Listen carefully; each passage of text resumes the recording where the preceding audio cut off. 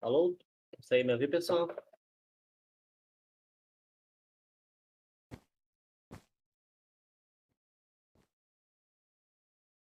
Alô, pessoal? Alguém consegue me ouvir?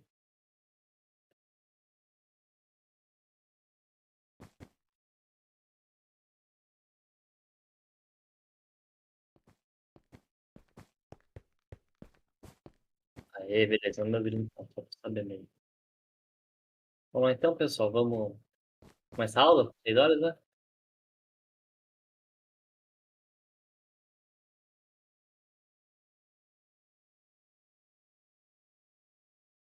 Vamos lá então, pessoal, vamos começar aqui então?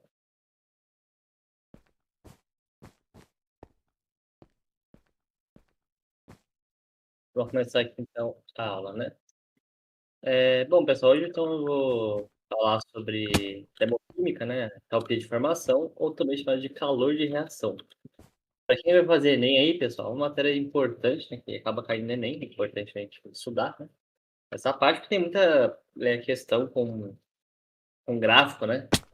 Então, esse aqui, ela começa assim, ó, desse tipo, né? Onde tem o caminho da reação e tem ali a entalpia, né? Em quilo por mol, né? Que a gente chama aqui. Então, é importante a gente estudar nessa matéria aqui, certo? Então, importante aí, né, pessoal? Entender o que significa entalpia de formação, ou também chamado de calor de reação, tá?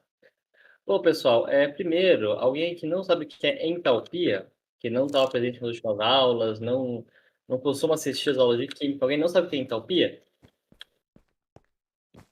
Tem que responder que eu vou considerar que todo mundo sabe, né, pessoal? Então eu só vou progredir com a aula. Se tiver dúvida, pergunta agora, que né, eu dou liberdade, eu dou tempo, né, para escrever no chat. Se alguém não souber, fala, ó, eu não sei, eu tô, sei lá, tô no quinto ano, nunca ouvi falar disso. Eu posso explicar, senão eu vou continuar a aula normalmente, né? Eu considero que vocês já sabem, aí não, né? Eu considerar que você já sabe, não vou ficar repetindo, né? Uma coisa que você já sabe. Ó, o King Léo não sabe, por exemplo, né? Então, entalpia, né? É que o King não sabe, ela é isso aqui, ó. Vou botar aqui na tela.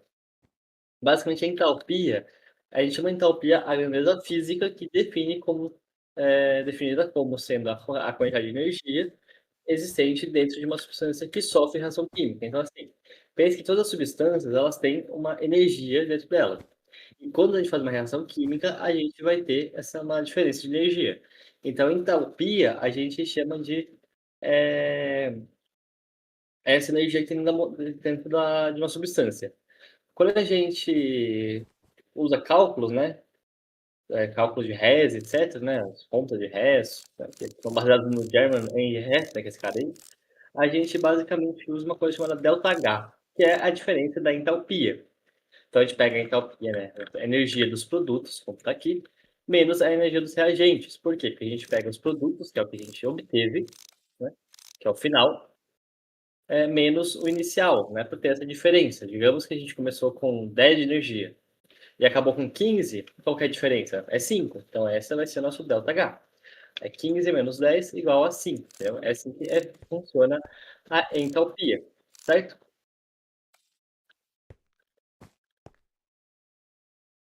E como é que funciona a tal da entalpia de formação, ou também chamada de calor de formação, né? Que é o nosso, literalmente, nosso ΔH. F, né? Porque é de formação. Bom, a entalpia de formação, pessoal, ela também pode chamar de entalpia padrão de formação ou calor padrão, tá? Lembrando que calor, a gente já teve uma aula sobre isso. O calor, ele é basicamente um sinônimo ali quando a gente fala de energia, né? O calor é uma forma de energia, né? Que passa do mais quente para o mais frio, ou seja, que tem maior temperatura tem menor temperatura, ou seja, que tem maior energia porque tem menor energia, né? E aí, quando a gente fala de físico-química, pode ser o calor pode ser uma outra palavra para entalpia padrão de formação, né? Então, calor padrão de formação é a quantidade de calor liberada ou absorvida quando um mol de uma substância é formada a partir de substâncias simples no estado padrão a 25 graus Celsius, né? E alguém que não sabe o que é um estado padrão de uma substância, né? Alguém sabe o que é um estado padrão, tá? Deixa eu escrever aqui, ó. Estado padrão, né? estado padrão de uma substância, né. Alguém não sabe o que é isso, pessoal? Nunca ouviu falar dessa palavra, dessa frase, nada? Nunca?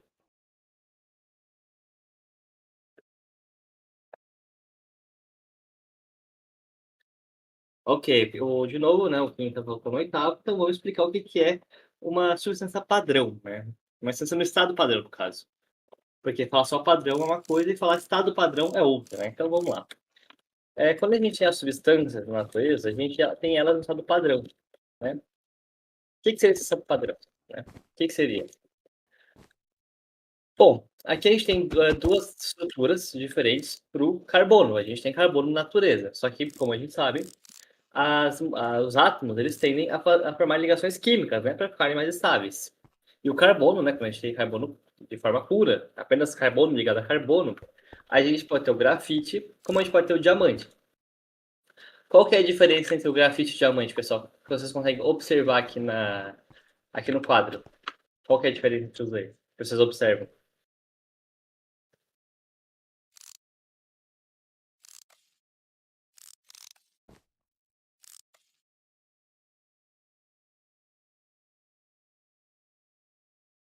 Pessoal, vocês estão me ouvindo? Tá tudo certo aí? Qual que é a diferença entre o grafite e o diamante, pessoal? O que que vocês observam de diferente aí?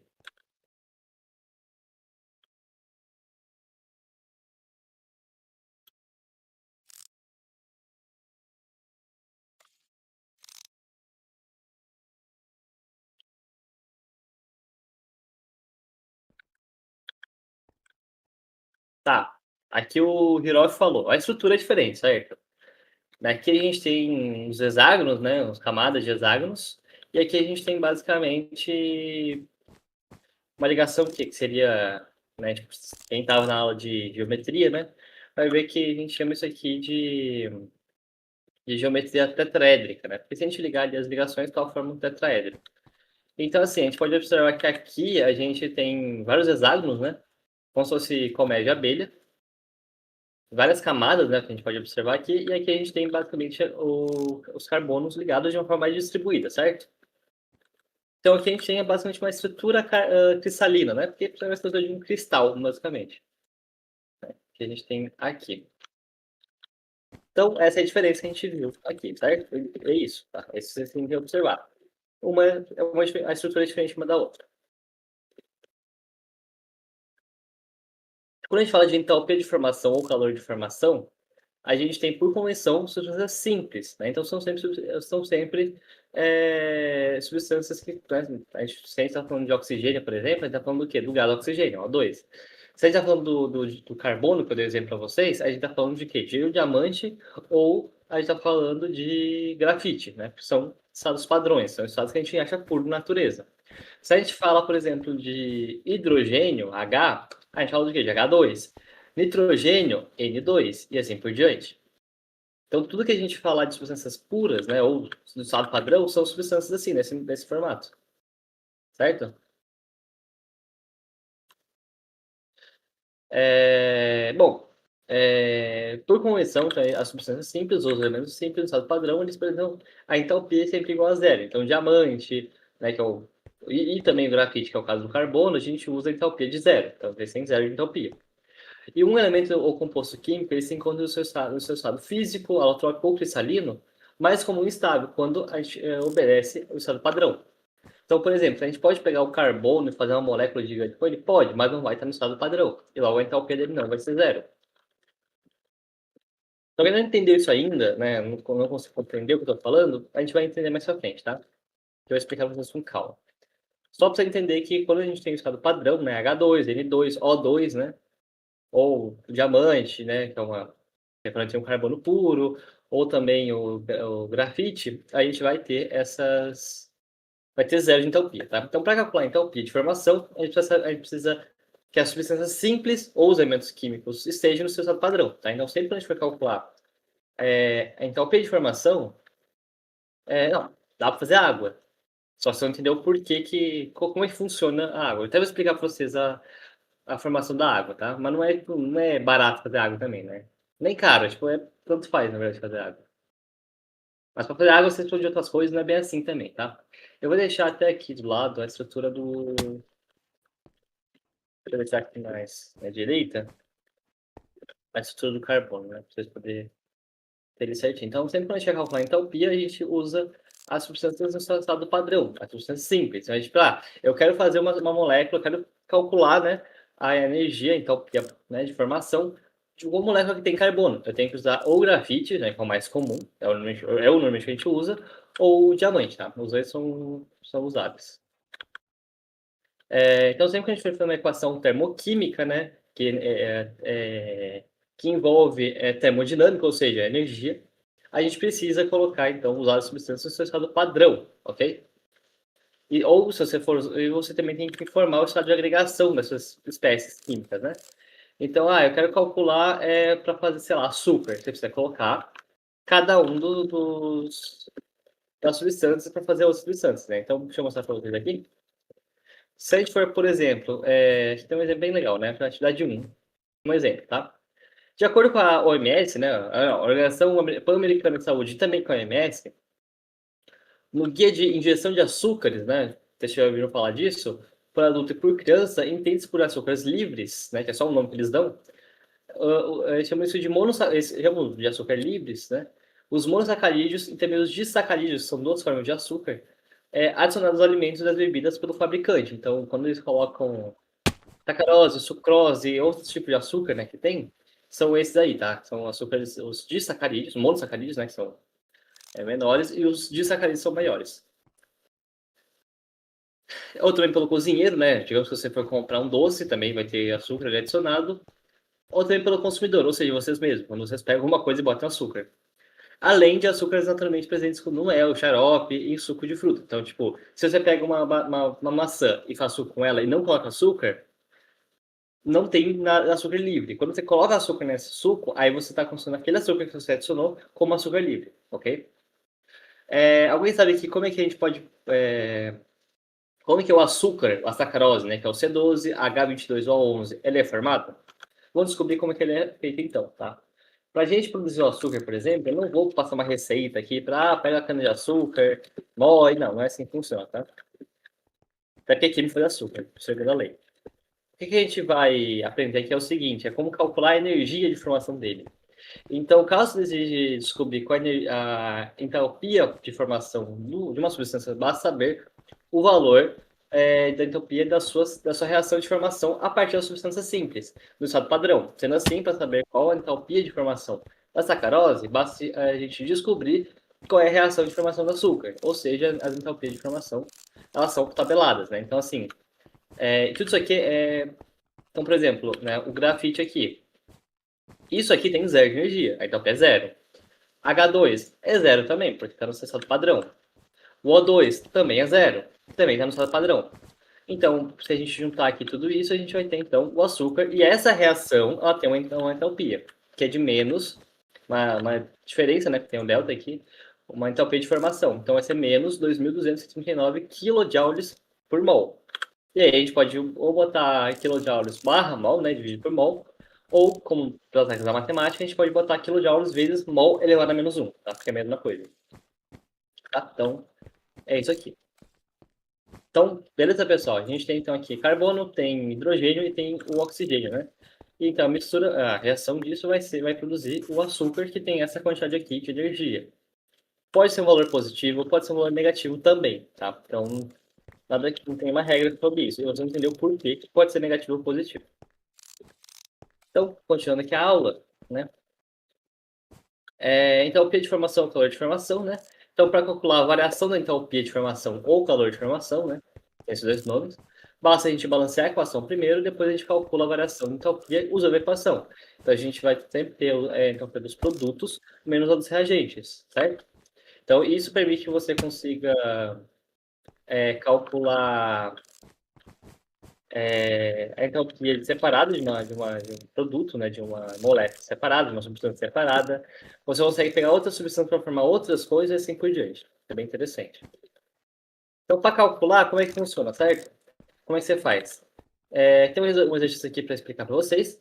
Então, a partir da equação termoquímica a seguir, calcule a entropia de formação de um mol de ácido sulfúrico. O sulfúrico, a gente sabe que H2SO4, né? Estado líquido. Então, se a gente pegar simplesmente H2, que é um gás, O2, que é gás também, e o enxofre, que a gente chama de rômbico, porque ele basicamente é o formato de cristal que ele tem, e aí tem esse nome, a gente forma, então, o H2SO4, certo? E a enthalpia de formação dele, a gente sabe que é menos 813,8 kJ, certo? Só que isso é a enthalpia da reação. Como que a gente descobre a enthalpia de formação do próprio ácido sulfúrico, né? Como que a gente faz? A gente primeiro considera que todas as substâncias aqui são zero, né? Porque basicamente são estado padrão, né? O hidrogênio H2 gasoso, O2 gasoso e o enxofre no estado úmico, então tudo zero. E com isso a gente faz o cálculo, né? Então, entalpia, a delta H, nossa, né? Essa entalpia de formação, né? A diferença de entalpia de formação vai ser menos 813,8. Nossos produtos é o que a gente quer descobrir e nossos reagentes a gente sabe que é zero. Então vai ser a conta bem simples, né? E no final das contas, fazendo esse cálculo simples, a gente vai chegar em menos 813,8 kJ por mol para entalpia de formação do ácido sulfúrico. Então, né? Nesse caso aqui, como a gente partiu de substâncias no estado padrão, que a gente sabe que é zero, aqui vai ser o mesmo número, né? Então, por isso que deu esse negócio, porque a gente sabe que é zero as substâncias no estado padrão. Certo? O que é mol? Mol, basicamente assim, eu vou explicar de uma forma bem resumida, tá? Para o Thomas não sabe o que é mol. Thomas, se sua mãe pede você ir no mercado e comprar uma dúzia de ovos, uma dúzia não é um número, uma dúzia é uma quantidade fixa. Você sabe que uma dúzia é 12. Se eu pedir para você meia dúzia de ovos, você sabe que é 6, porque é metade de 12. O mol, ele é um número gigante, tá? Um número gigante, que ele serve para basicamente facilitar as contas. Porque imagina comigo, você tem um monte de átomos, né? Um monte de átomos lá dentro de uma substância. Então, você pega um copo de água, dá um copo de, por exemplo, 18 ml. Você tem um monte de molécula lá dentro. Como é que eu vou saber quantas moléculas tem lá dentro? Eu não sei quantas tem. Só que se eu tiver um número fixo, que já foi calculado anteriormente, já foi teorizado por outro cientista muito anos atrás, e essa quantidade equivale à mesma quantidade em gramas do da sua massa molecular, opa, então a gente tem uma relação aqui que não é diretamente, mas é por conta do mol. Como é que funciona isso, né? Eu vou explicar em outra aula que é mais fácil essa coisa de mol. Mas o mol, deixa eu até pegar aqui e explicar rapidão, né? Porque a gente tem um pouco mais de tempo. Cadê aqui?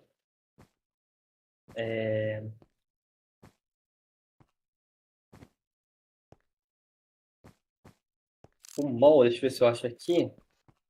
Então, assim, se a gente for pegar uma substância, tá? E pegar a massa molecular dela, né? Ou seja, a gente pega todos os átomos, pega o peso de cada peso atômico de cada um dos átomos, a gente soma e vai ter o peso da molécula, tá? Vai ter o peso, a massa molecular. E com isso, esse valor vai dar, sei lá, 18 para a água, por exemplo, e o nosso amigo oxigênio é 16 e cada um dos hidrogênios é 1. Então, 18, 16 mais um dá 18. Então, o peso da molécula de água é 18. 18 o quê? 18 unidades. A gente sempre representa pelo U. Então, a massa molecular, o peso molecular, vai ser 18 unidades, né, atômicas. Né? Ou unidade de massa, na verdade, o nome. Unidade de massa atômica. Então, ok, a gente tem esse número. Agora, se você tiver um mol dessa de água, você vai ter exatamente 18 gramas. O mol, ele representa 6,022 vezes 10 elevado a 23. Então, é um número gigante, né, de moléculas. Só que algum químico descobriu que se você tivesse a quantidade específica de moléculas de qualquer substância, você vai ter a mesma quantidade de massa, né, em gramas. Vai ser o mesmo número do que a sua massa molecular. Então, por isso que o mol existe, tá? Então, isso que é mol, em resumo, tá? Vou continuar aqui, então, nossa aula, né? Deixa eu abrir aqui de novo, eu fechei sem querer.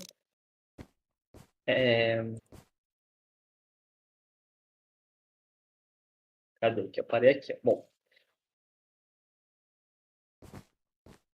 cadê aqui, ó. Então, vamos pegar uma coisa um pouco mais... Não sei se vocês usam no dia a dia, né? Mas a gente vai falar da amônia, então, por exemplo, né? A formação da amônia. Para formar amônia, que é NH2, a gente precisa do NH3, né? A gente precisa do quê? Precisa de nitrogênio e também de hidrogênio, né? Meio óbvio. O nitrogênio, então, a gente tem no estado de N2, tá? E como é só um que a gente usa, a gente bota meio, né? Não que de fato a gente vai ter meio átomo, né? Meio molécula, não existe isso, mas você fica meio mol, ok? E três meios de hidrogênio. Por quê? Porque o hidrogênio tem no estado de H2. Não existe H sozinho na natureza, tá? E aí, com isso a gente forma, então, uma molécula de amônia, tá? E nosso ΔH é F, né? Nossa diferença de calor de formação, ou entalpia de formação, vai ser menos, é menos aqui, né? Deixa eu ver. É menos 11 quilocalorias por mol, tá? Bom, curiosidade sobre a amônia é que a produção mundial de amônia ela é realizada a partir de uma síntese que a gente chama de Haber-Bosch, né? Que é a reação padrão de formação da amônia. Dois caras, o Haber e o Bosch, descobriram isso e ficou padrão essa reação para produzir amônia. E até para o ambiente, a amônia ela vai ser basicamente um gás tóxico, ela também é incolor e também é solúvel na água, tá? E aqui é um exemplo de cilindro de amônia líquida que você pode comprar. Quer dizer, você não, né? Você tem que ir provavelmente no hospital, vai comprar, centro de pesquisa e tal, para fazer testes com amônia, para fazer alguma reação com amônia ou algo do tipo, né? Depois, pessoal, a gente vai ter então outro exemplo aqui. Então, para a informação tá, de ou calor de informação. Bom, a amônia, então, ela é usada em fertilizantes agrícolas, né, que é a famosa ureia. A produção de plásticos e fibras também, dentre os compostos, são as poliamidas, sendo que uma poliamida muito conhecida é o tal do Kevlar, né, que é aquela substância super resistente, que eles usam para colete de balas, etc., capacete, né. Também a amônia é usada na fabricação de produtos de limpeza, como detergente, macete para roupa, né. Normalmente produtos que são chamados de como é que fala, de desinfetante, usa amônia, né, para fazer os sais de amônia, ou também sais de amônio, né, que é uma substância que é bem parecida com a amônia. Também na produção de compostos químicos, como, por exemplo, o ácido nítrico, que é NHNO3, e também empregado na fabricação de explosivos, né. Então, o amônio tem uma série de utilidades. Para quem pergunta antes da água, né, alguém acha que vai falar da água, não sei, né? A água, pessoal, o que acontece com a água, né, vai ser a mesma coisa. A água, pessoal, ela é basicamente forma do quê? De hidrogênio e oxigênio. Então, a gente tem um mol de H2 e meio mol de O2 para formar um mol de água, né? H2O. A reação de formação da água também vai ser menos 68,3 kJ por mol. Aí a água, né, acho que todo mundo conhece, é um líquido incolor, inodoro, insípido. Também é uma das substâncias mais importantes para a manutenção do planeta. Ela é isso tudo. A água também, né? Aqui tem água líquida, acho que todo mundo já ter visto, né? Água líquida. Numa cachoeira aí, né? Num rio. E a água também, para caso alguém não sabia, né? Ela basicamente a maior parte da água que a gente utiliza é para irrigação agrícola, uso doméstico, né, obviamente. A indústria basicamente ela é responsável por boa parte do consumo, como eu falei, né? Também tem o uso energético, né, hidrelétricas e também para transporte como navios, né? Barcos, etc. Então, por via aquáticas constitui um dos mais importantes usos da água. Para quem nunca para pensar, nossa, a água dá para ter navios, né? É bem importante. Né? A água tem várias utilidades aí, além de beber, né? Bom, terceiro aqui, então, o gás carbônico, né, pessoal? Que é feito por carbono e oxigênio. Carbono, a gente tem que botar aqui na forma de grafite, porque no grafite é o mais padrão, né? Ninguém usa diamante para fazer gás carbônico, pelo amor de Deus. Tem um ΔH de menos 393 kJ por mol. A temperatura do ambiente é um gás inodoro e incolor e também é usado na produção de bebidas carbonatadas, que é o exemplo de água com gás, refrigerante e outras bebidas que também vão ter vão ter gás, né? Então, champanhe, etc., também vai ter gás carbônico, né? Ou também, no nome mais certinho, dióxido de carbono. Também é usado na produção de extintor de incêndio, né? Tem extintores que são à base de gelo seco, né? Que é gás carbônico. Na forma líquida, mantém a refrigeração de órgãos para serem transportados, então você tem como liquefazer o CO2. Também participa no processo de solda de materiais, né? Também no tratamento de águas residuais, eles usam gás carbônico. Também a produção de bicarbonato de sódio, bicarbonato de sódio usado como fermento químico, né? Também é um dos gases responsáveis pelo efeito estufa, tanto que o bicarbonato de sódio, se você esquentar, ele vira gás carbônico. Aí cresce o bolo, tá ligado? Ou torta, ou sei lá o quê. E também participa da produção de carboidratos durante a fotossíntese. Por isso que faz parte da fotossíntese, da vida da planta ali, do ciclo dela, né? O gás carbônico. Certinho?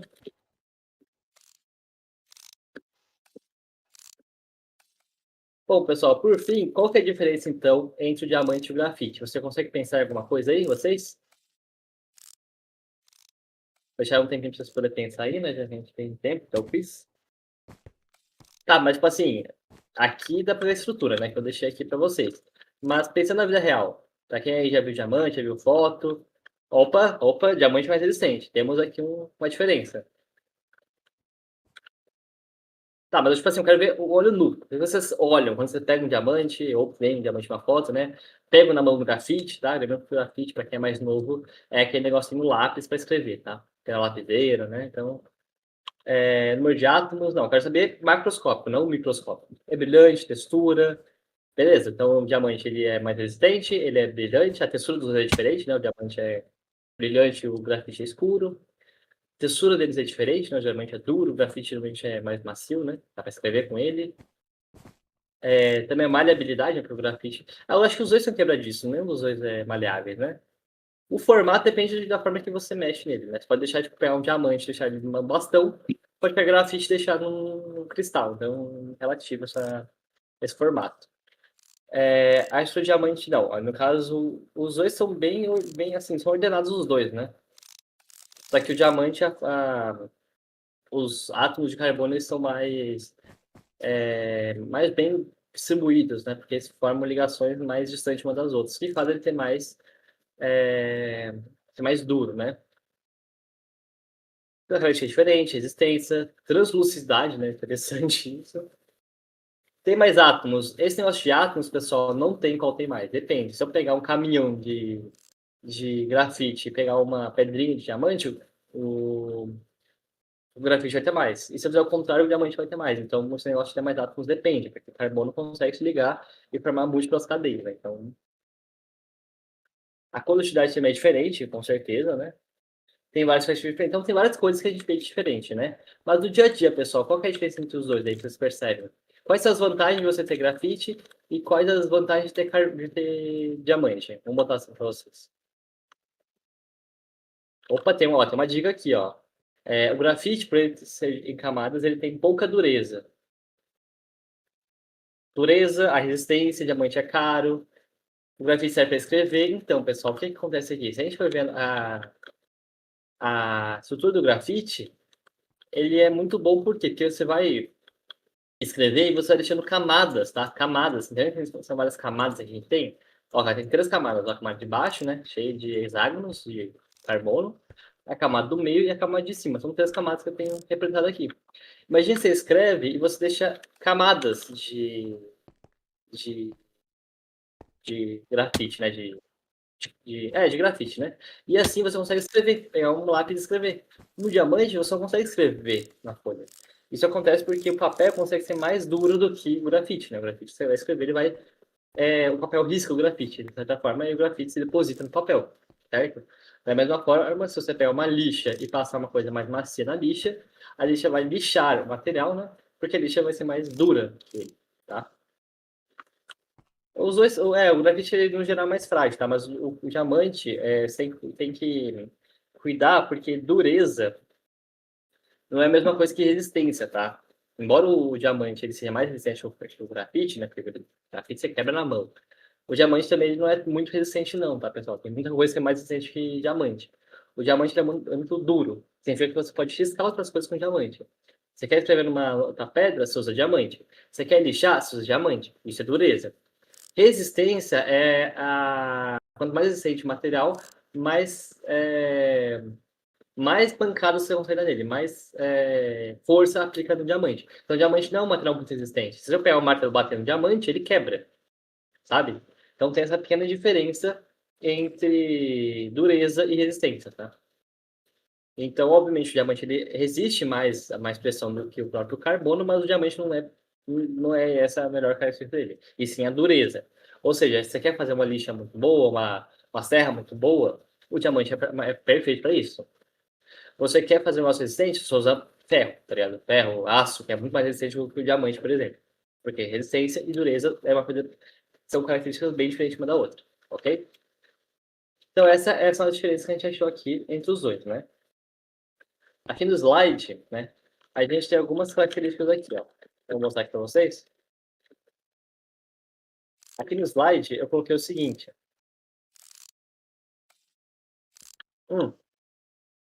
A pergunta aqui da MAC, né? Se o cristal e o diamante são muito semelhantes. Diamante é um material e cristal, ele é uma estrutura. Então, né, não tem como se relacionar com essa coisa diferente. Você pode ter um diamante em forma de cristal, você pode ter vidro em forma de cristal e assim por diante. O cristal, normalmente, ele é vendido, né, copo de cristal, taça de cristal.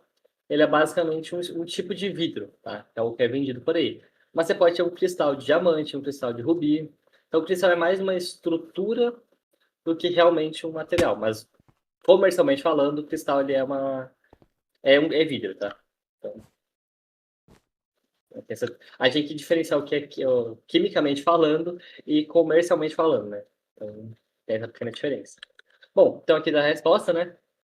Fala que ambos são de carbono e que diamante ele é o mineral mais duro conhecido pelo homem e o grafite é um dos mais suaves.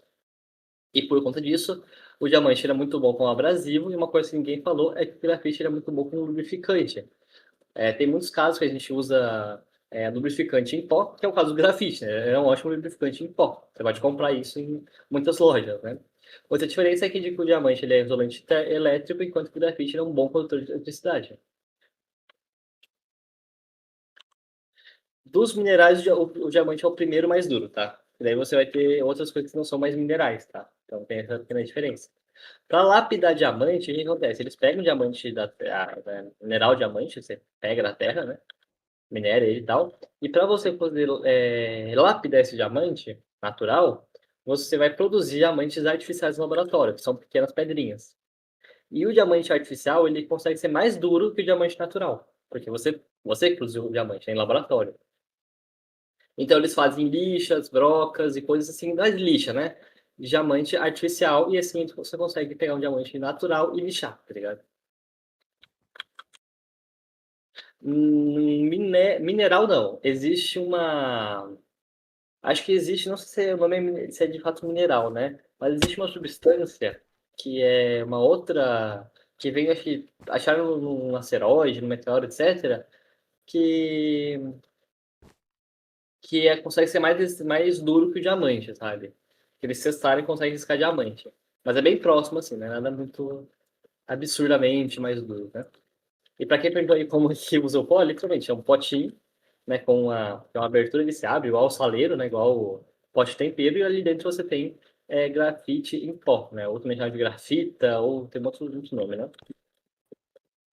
É literalmente um pó, pensa um pó cinza, tá ligado?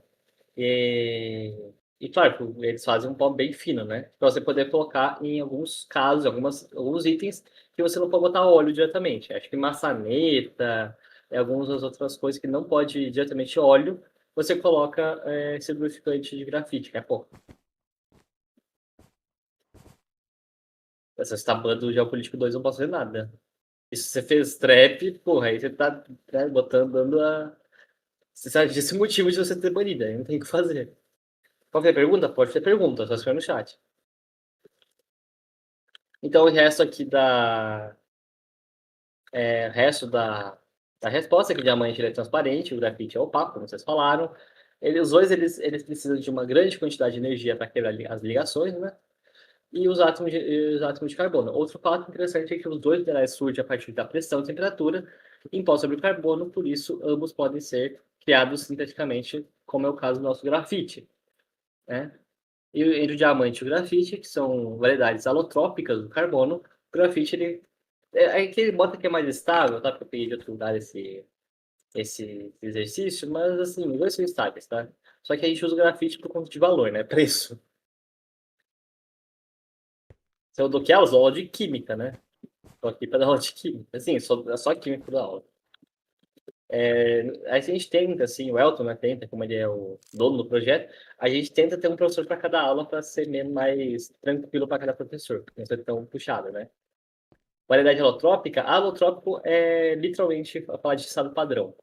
O material alotrópico e o material associado padrão é a mesma coisa. Então é o que a gente encontra na natureza, basicamente, que é mais estável, alotrópico.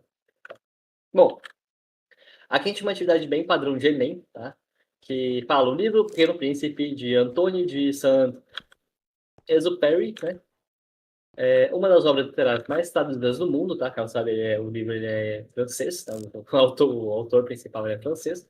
Ele traz ilustrações inspiradas numa experiência do autor como aviador no norte da África.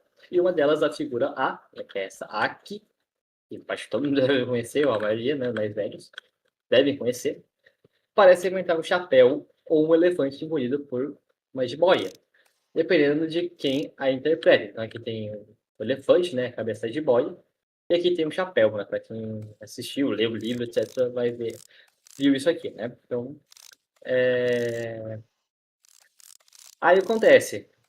Obviamente, isso aí não está numa aula de história, uma aula de literatura, né? Isso é uma aula de química. Então, como que é o resto da questão, né? O resto da questão fala o seguinte, né? Para um químico, no entanto, essa figura pode se assemelhar a um diagrama de entalpia, que é isso aqui. Em função da coordenada da reação, que é isso aqui, né? Então, caso você não entenderam o que é coordenada da reação, imagine uma reação química. Uma reação química ela começa num momento e termina em outro, certo? Então, a gente tem uma reação aqui começando, né? Porque está subindo, e aqui terminando, certo? Então, isso aqui a gente chama de coordenada da reação. Então, a reação começa num momento e termina em outro. É só isso. E aqui a entalpia, né? Que a gente já estudou que é a energia da reação. Bom, então figura B, né? Se a comparação for válida, como seria a variação de entalpia dessa reação? Então, vou deixar aí vocês olhando esse gráfico e eu quero que vocês respondam qual que é a variação da entalpia da reação e o porquê, né? Eu acho que a variação é X e eu acho que é por causa disso, tá? Bem fácil de responder aí. Deixar você pensando aí um pouquinho.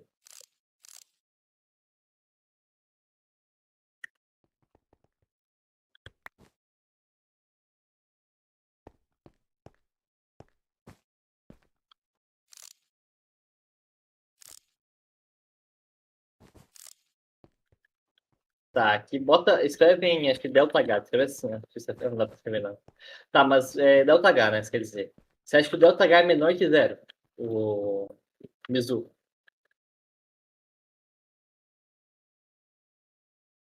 Quem que concorda aí? Quem que acha que é outra resposta? Quero que vocês, sim, respondam. Tentem responder. Escrevam o que vocês acham, tá? Quero que vocês realmente tentem responder, tá, pessoal? Para eu poder saber, tá? O professor ele gosta de que vocês respondam as perguntas, mesmo que seja errado, para que ele possa entender o que está acontecendo e como vocês estão pegando a matéria, tá?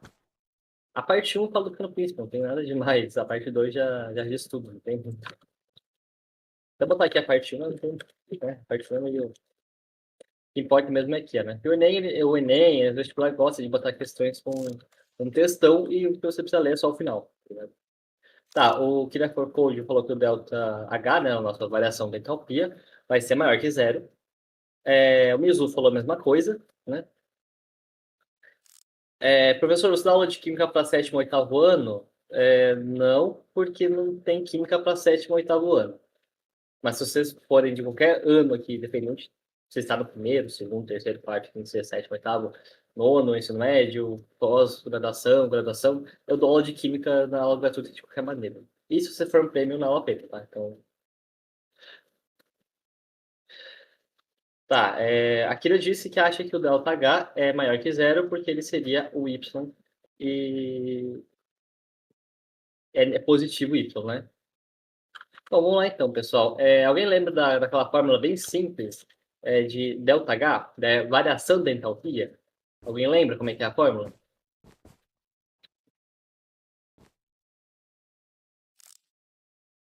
Então, nosso ΔH, né, ele vai ser igual a nosso entalpia dos produtos menos os reagentes, certo? Aqui alguém consegue saber onde estão os produtos? Alguém consegue me dizer aí? Onde estão os produtos? Onde estão os reagentes? Tenta escrever aí no chat. Onde que está cada um deles?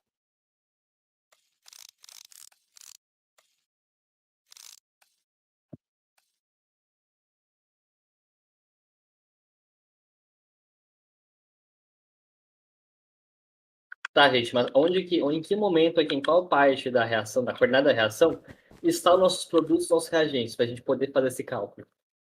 Primeiro tem que analisar isso, né? Não adianta tirar valores do nada. Tem que entender de onde vocês tiraram que é maior que zero.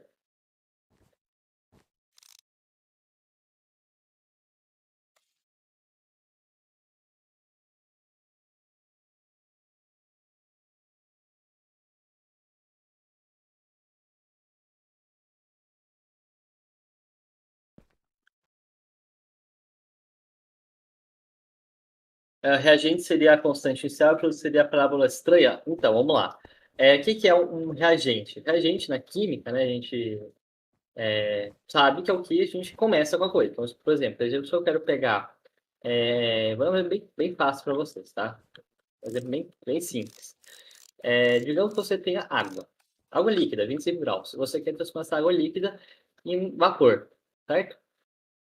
Quimicamente, ambas são H2O. Mas fisicamente, macroscopicamente, né, olhando na sua mão, uma coisa é água líquida, outra coisa é vapor. O que que você faz? Você pega a água líquida, bota no fogão e você esquenta essa água até ela chegar no estado de vapor, certo? O que acontece? São os reagentes, é o que a gente começou. Então, a nossa água líquida.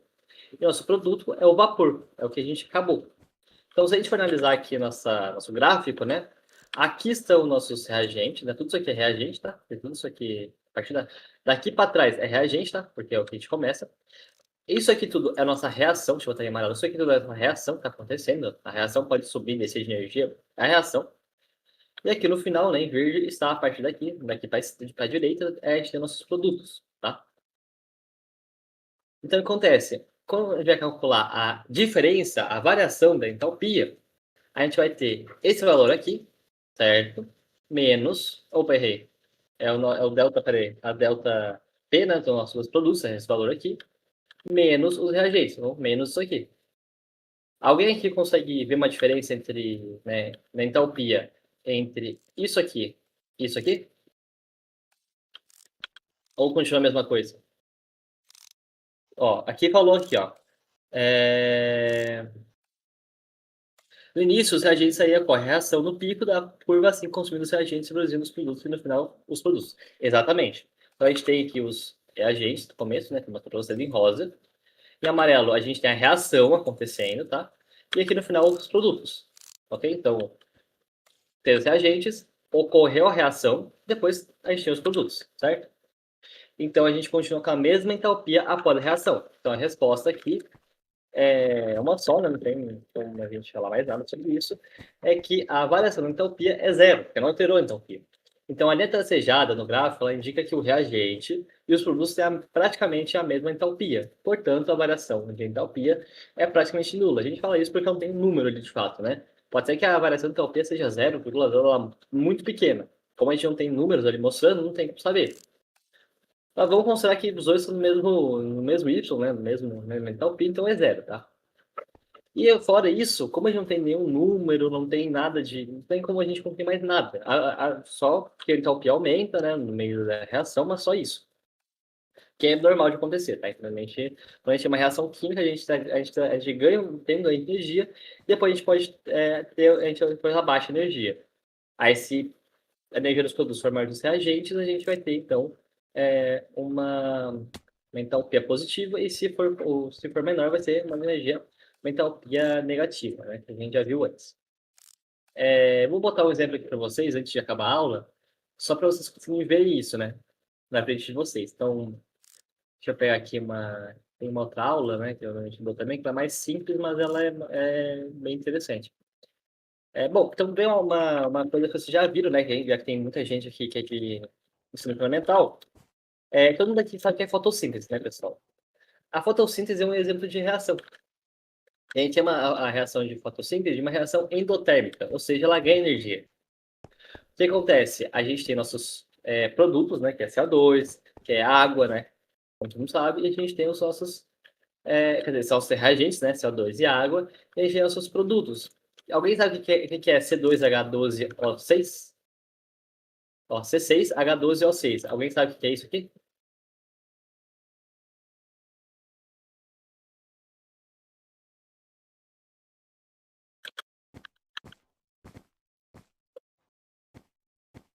Alguém sabe o que é isso aqui, pessoal? Essa fórmula aqui? Vocês, aproveita que para sair. Não, não é açúcar. Ah, não, depende. Que açúcar? Tem vários açúcar, né? O já falou, é glicose, que as plantas produzem, né? Então a gente tem a fotossíntese, foto é de luz, certo? E síntese é de formação, né? Síntese é basicamente quando você vai sintetizar um texto, é porque você está escrevendo texto. Quando você vai fazer uma síntese química, é porque você está produzindo alguma coisa. Então, usando os reagentes CO2 e água, você vai produzir o produto glicose, certo? E aqui uma flechinha que demonstra a reação, né, dos reagentes com os produtos. E aqui também vai produzir O2, né, nesse processo também. E aqui a gente tem um ΔH positivo, ou seja, é uma reação endotérmica. O que é uma reação endotérmica, professor? É uma reação que a gente basicamente vai estar ganhando energia. Então a gente teve que basicamente nossos produtos têm mais energia do que os nossos reagentes. E por que a planta precisa de energia para fazer essa reação? Porque a planta ela respira durante o dia, então ela precisa de energia solar, né? Energia do sol, por ser uma fotossíntese, para poder fazer essa reação. Então você vai basicamente estar ganhando energia nesse processo, né? Olha que interessante. Então basicamente a glicose ela é uma forma da planta armazenar essa energia. E na química toda reação é reversível. Algumas muito pouco, algumas muito reversíveis, né? Então, quando a planta precisa de energia, ela vai pegar essa glicose, que é uma molécula, que ela precisa colocar energia na molécula para poder produzir. E se a gente fazer a reação contrária, a gente vai estar perdendo energia, certo? Da mesma forma que, se a gente pegar, por exemplo, né? Aqui, ó, é um exemplo bem claro para vocês, se você conseguir entender. Sabe quando vocês botam roupa no varal? Vou botar para vocês aqui, ó. Roupa no varal, né? Todo mundo que lava roupa. Ou estende roupa, etc, né? Acho que todo mundo aqui já fez isso, né? Ou faz. Que é estender roupa. A roupa tá molhada, ou seja, água líquida, e a gente vai estar deixando essa água no estado de vapor, ou gasosa, né? E com isso a gente tem um ΔH de mais 44 kJ. Agora, se a gente fazer o contrário, pessoal, se a gente pegar essa mesma água que está em estado de gasosa e, e abaixar a temperatura dela, o que vai acontecer? Olha que curioso isso aqui, né, pessoal? Como a natureza é perfeita. Então, com um copo de gelo, a gente pode ter um copo de gelo e em volta fica molhado, porque a gente tem o vapor, né, que tem em volta, que é a umidade, virando líquido em volta do copo, porque o copo está gelado. E assim a gente tem uma entalpia, um ΔH, né, uma diferença de entalpia de menos 44 kJ. Então, enquanto que de líquido para vapor é mais 44, de vapor para líquido é menos 44. Ok? Alguém ficou com alguma dúvida aqui, pessoal, sobre a aula?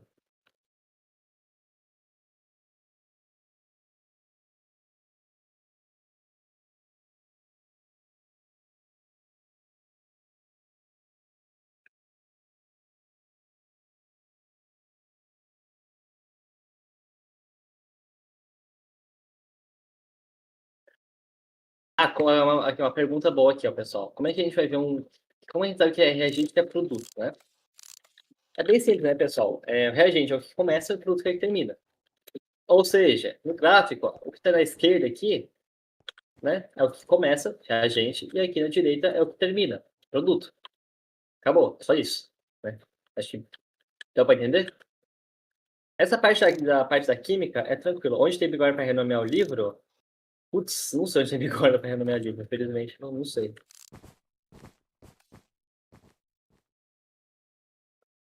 Infelizmente, eu não sei onde tem bigode.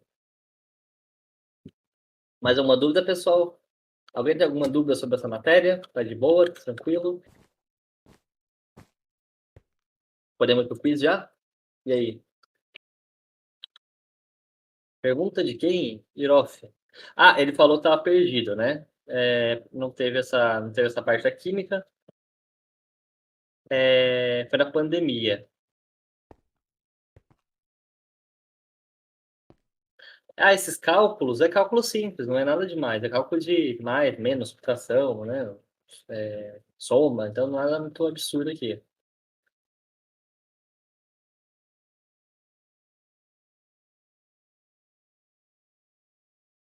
Se errar uma, não pode fazer o resto? Não entendi a pergunta. Que resto você está falando?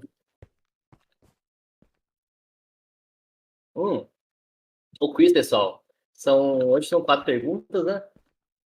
Gente, errei a primeira, tá? Você pode responder a segunda e acertar a segunda. Então, HPHR, H, entalpia, P, produto, H, entalpia, R, reagente. Acho bem simples isso também, né? Então, quando a gente fala de HPHR, entalpia de produto, entalpia de reagente. Né? E aí, da mesma forma que a gente faz qualquer cálculo que envolve física, né? É sempre o final menos o inicial, tá? Então, produto menos reagente, tá? Então, entalpia dos produtos menos entalpia do reagente. A gente vai ter um delta H. Delta é o quê? Diferença. Então, uma diferença de entalpia, né? E aí, a partir disso, você consegue saber se é uma reação que vai liberar energia ou é uma reação que vai absorver energia, certo? Mais alguma pergunta, pessoal?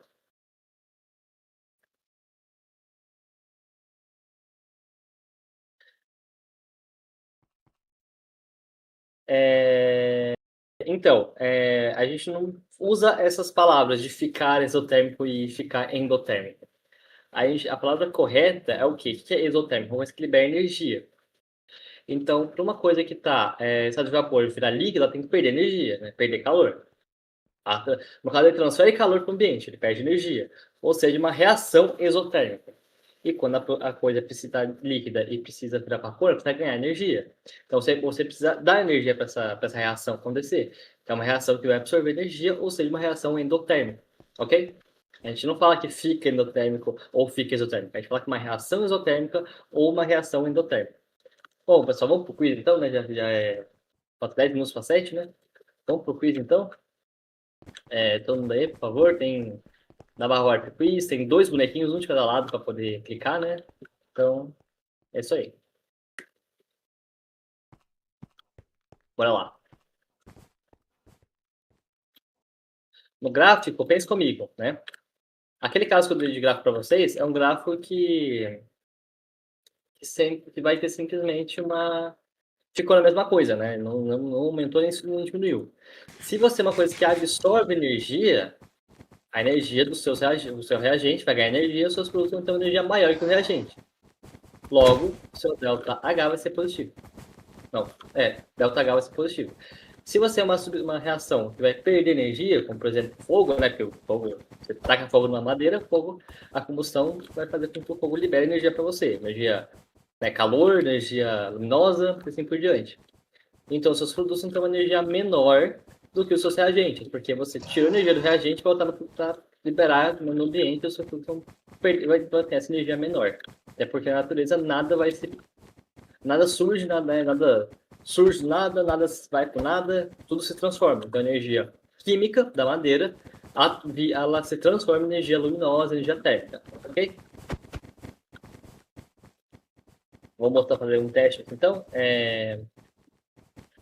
Vou botar aqui uma imagem. Todo mundo aí consegue ver a imagem? Tranquilinho? Para quem é de celular aí, todo mundo consegue ver ali o quiz colorido, bonitão, com gatinho e tal, uma telinha, tranquilo? Beleza, então. Então vamos começar nosso quiz, né?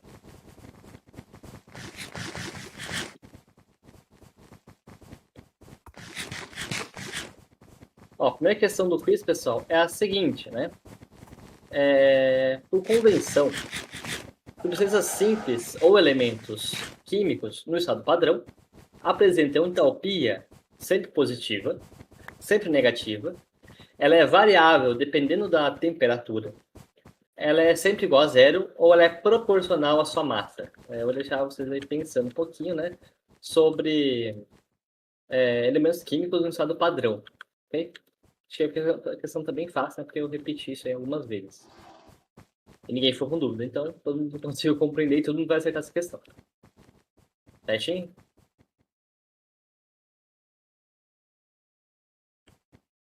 Como responde? Então, você tem 5 letras, né? 5 alternativas, 5 opções para escolher.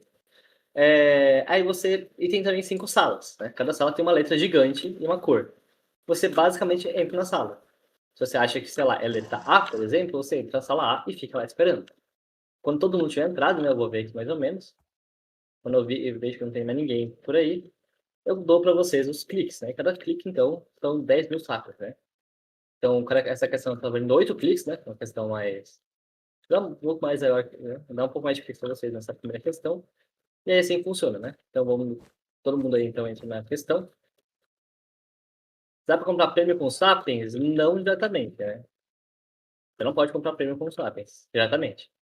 Não sei como é que funciona aí com outras maneiras, né? Mas, tipo, no site não tem nenhuma opção de comprar com Sapiens, né? Mas você pode também usar cupons de desconto, né? Se tiver, né? Se estiver disponível para simplesmente comprar, né? VIP, comprar prêmio, etc, né?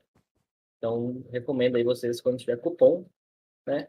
Aproveitar e comprar, né? Usar os... Né? Também porque, pô, a gente tá, é um projeto meio que voltado aqui, tá? Bom, vamos lá então, né? Vamos para nossa aula. Bom, acho que não respondeu, vamos dar os cliques para vocês então, né? 1, 2, 3 e... Um clique, 2 cliques, 3 cliques, 4 cliques, 5 cliques, 6 cliques, 7 cliques e 8 cliques, né, pessoal? Então, aqui 8 cliques na questão D. Então, quando a gente fala de substâncias simples, elemento químico no estado padrão, a gente fala de uma entalpia sempre igual a zero, tá? Então, por quê? Porque facilita as contas, né? Só por conta disso mesmo. Vamos pro próximo, então. Questão, então, de número 2. Né? Mais 8 cliques para vocês. Aqui é o seguinte pergunta, né? A entalpia de formação de uma substância é definida como a quantidade de calor liberada durante a combustão de um mol de substância. B. A energia necessária para quebrar todas as ligações de uma molécula. C. A variação de entalpia para a formação de um mol de substância a partir de seus elementos. Aqui eu botei errado ainda a coisa, agora que eu vi, ó. Que eu botei a coisa errada aqui.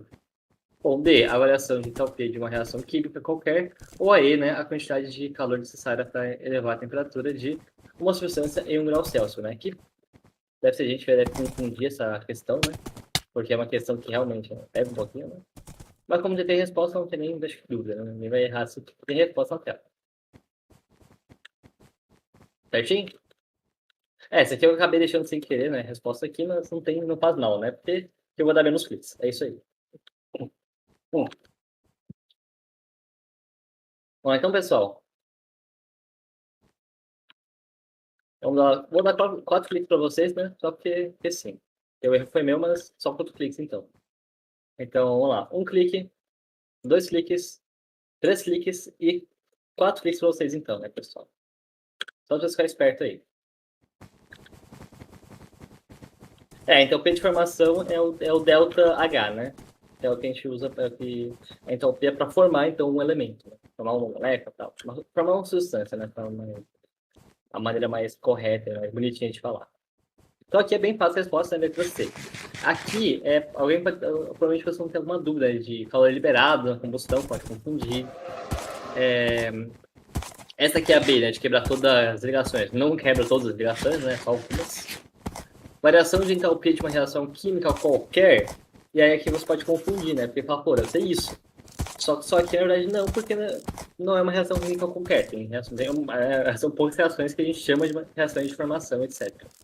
E aí, que é a quantidade de calor necessária para levar a temperatura de uma substância em 1 grau. Só que, na verdade, é outra coisa, né? Que, na verdade, a diferença de caloria, né? Que é quando você precisa de calor para subir 1 mol.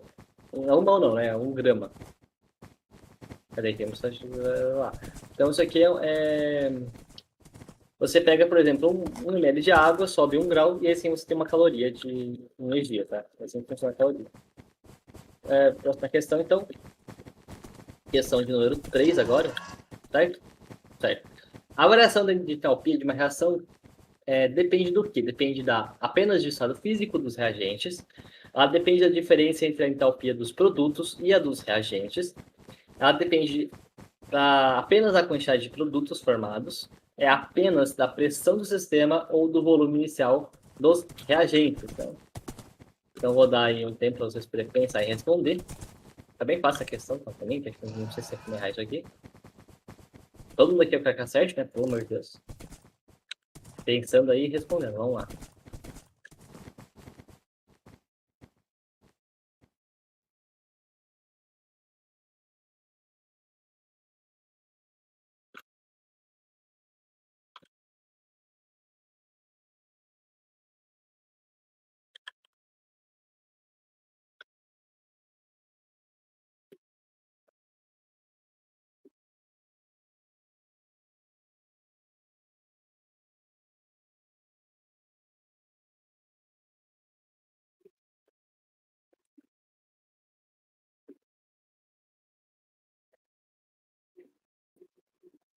Vamos responder já, pessoal. Posso dar os cliques para vocês? Vamos lá então, né? Acho que não respondeu. Vou passar os cliques. Vamos lá então. 1, 2, 3 e. Um clique, 2 cliques, 3 cliques, 4 cliques, 5 cliques, 6 cliques, 7 cliques, 8 cliques para vocês então, pessoal. Então, 8 cliques aí, honestos para vocês, né? Eu quero R$100 para comprar meu PC e o teclado gamer. Não, R$1.000, né? Não vai ter, não vai ter. Spoiler? Não é spoiler não, pessoal, que isso. Só tô assim comentando, assim. Só passou assim. Tá bom, vamos continuar aqui a aula então, né? Bom, a última questão então, pessoal. Isso aqui não tem como errar, né? Valendo 10 cliques, tá? É claro. Isso aqui é para que a pessoa dentro da aula vai ganhar mais rápido aí, tá? O calor de reação é expresso em, que é a unidade, tá? A unidade que estou pedindo. Joules ou calorias, Kelvin ou Celsius, litros ou metros cúbicos, gramas ou quilogramas, ou mol ou gramas, tá? Então tem essas 5 alternativas aí. Essa aqui não tem nem como errar, né, pessoal? Para quem prestou atenção na aula, anotou certinho, percebeu, né, uma coisa que eu não falei diretamente na aula, mas mostrei várias vezes, né? Então, também faça a questão aí. Para quem prestou atenção aí, na hora já vai responder. Vamos ver, tentando, estou respondendo. Vamos lá, 1, 2, 3 e... Vamos lá, vamos lá, vamos lá. 1 clique, 2 cliques, 3 cliques, 4, 5, 6, 7, 8, 9 e 10 cliques, pessoal. Que é a questão fácil, né? Joules ou calorias, isso aqui é para quem presta atenção, né? Durante as aulas aí ganhou mais saco, né? Bastante gente acertou, né? Sempre tava tão difícil assim. Beleza, pessoal? Alguém tem alguma dúvida? Quer fazer uma pergunta? Quer que eu abra o microfone no Discord, né? Para perguntar? Alguém aí? Sim, acabou. A aula de hoje foi isso, né? Já são 7 horas já. Se alguém tiver alguma dúvida, pode pedir, meu, na mãozinha aqui no Discord que eu vou estar aceitando, não precisa perguntar.